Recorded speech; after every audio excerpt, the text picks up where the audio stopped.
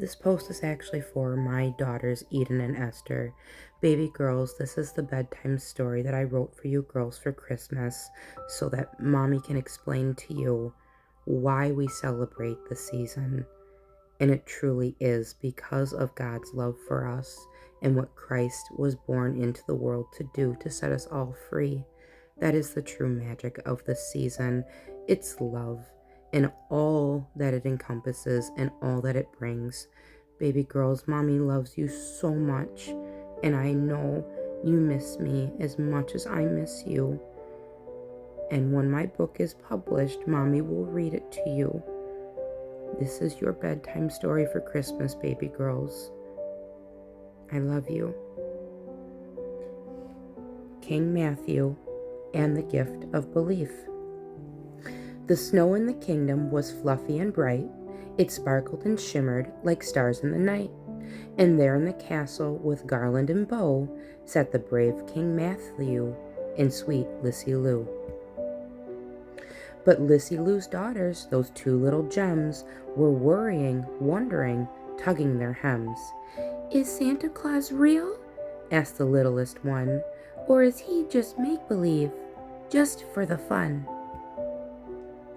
Now Lissy Lou smiled, though her heart felt a squeeze. She remembered the forest, the dark twisting trees. She remembered the choices that grown-ups must make, and the paths that are true, and the paths that are fake. She looked at King Matthew, who nodded his head, then sat by her girls on the edge of the bed. "Listen closely," said Lissy, "and I'll tell you why. We believe in the sleigh that flies high in the sky.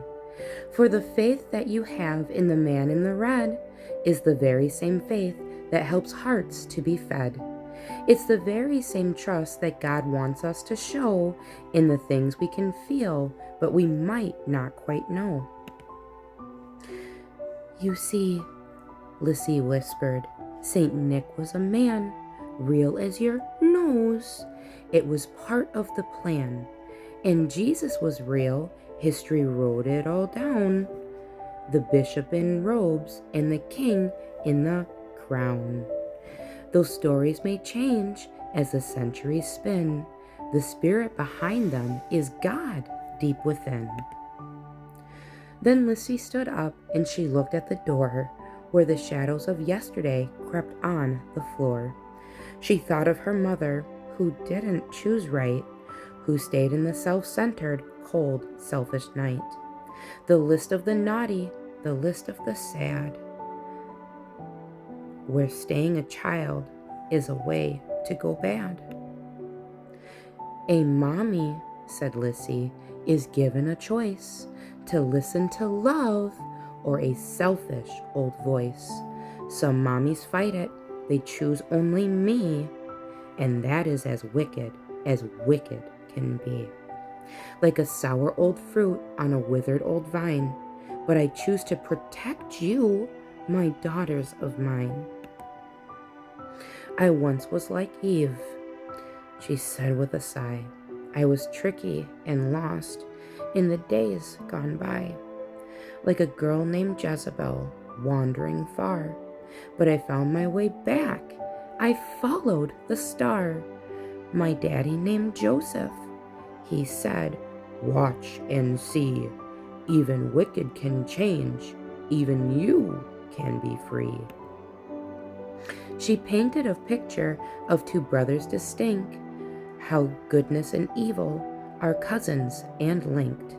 Like Cain and like Abel, she sang out the clue. Like Santa and Krampus, it's all very true. Mother Nature loves both, for a mother is mild, but she helps the good spirit to win for her child. "So I make a choice," said Lissy loud and clear, "to keep out the bad stuff, to keep out the fear. I don't choose the Krampus. I don't choose the dark. I don't choose the man with the bite and the bark. I choose King Matthew. I choose what is good. I choose to be protecting you just like I should." The king stepped forward, his smile wide and grand. "We choose the light," said the king to the girls, "more precious than diamonds, more precious than pearls." The girls hugged their mother, their doubts flew away. They knew Santa Claus was en route in his sleigh, for believing in Santa and goodness and love is the way that we talk to the spirit above. With a wink from King Matthew and a laugh from the Lou, they saved Christmas spirit, and the grown-ups did too. The snow kept on falling, the fire kept on glowing, and the love in that castle just kept on growing. Mommy loves you, baby girls.